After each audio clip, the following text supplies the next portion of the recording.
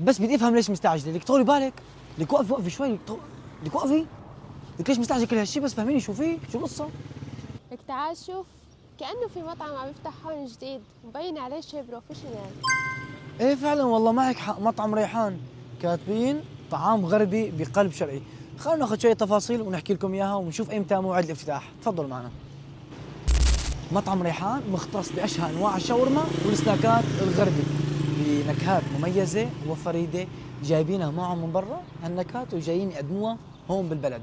بالنسبه للافتتاح، موعد الافتتاح يوم السبت الموافق 19/4/2025 في تمام الساعه السادسه مساء من امام مطعم ريحان، لتعيشوا الطعم الصح من اول لقمه. وبالنسبه للموقع، الموقع كثير تمام وما بيضيع حدا ابدا. حي القصور، شارع القصور الرئيسي، شمال دوار الجره، 70 متر فقط مباشرة. هاي المطعم هون وهاي دوار الجرة هون، شمال الدوار ب 70 متر. كونوا كتار ولا تنسوا الموعد يوم السبت 19/4/2025. ننتظركم بكل ود ومحبة. سلام.